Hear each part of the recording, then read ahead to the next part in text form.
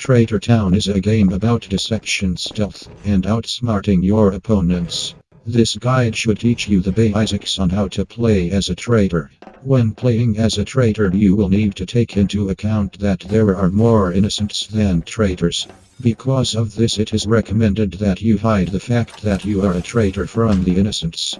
Let me get this out of the way. Do not start fights in a crowd. You will be killed by anyone who looks at the body. You need to single out enemies so you can take them out easily without everyone else realizing that you are a traitor and killing you. Ideally, you single out your target and one-tap them with the deagle. Then leave before people come and find the body, which will happen if you don't get rid of it by using the flare gun or dropping it off the map. Trust is a massive part in staying undetected. If the detective thinks you are innocent, then you will probably win if you can stay undetected. A good way to die is to get credits out of a body only you and the detective are looking at. If they are competent, then they will know you are a traitor. And of course, don't get tested by more than one person or you won't be able to one-tap them all very easily. You probably know this, but as traitor, pressing C will bring up the buy menu. You can use this to spend credits on gear. Some gear is more useful than others, like the radar is the first thing I buy on round start. Most of the time you should buy gear when you need it. C4 when you're going to plant C4, or an AWP when you're gonna snipe.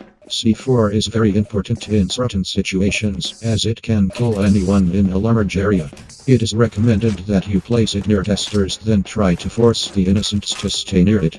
This can be done with the trap room on 67th Way or by using disguise and threatening them with the AWP, or use the radio to trick innocents to go to C4. Try to plant where you know people will go in 20 to 40 seconds so that they run into it. Of course, don't plant it in front of people or they will kill you.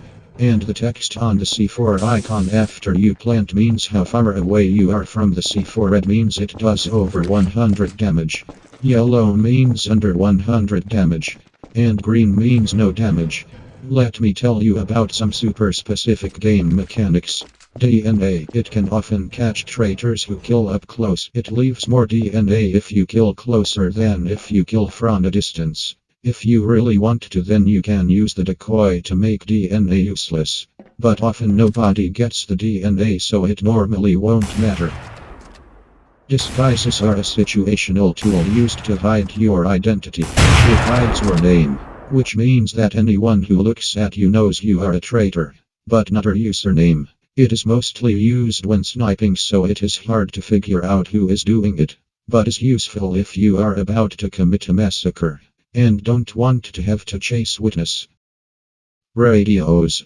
They can play sounds that you pick. For example, if you want people to move away from an area, then play C4 ticking sound. Or if you want to lure someone, play sounds that suggest that someone was killed. These have some nuance and can be very useful overall.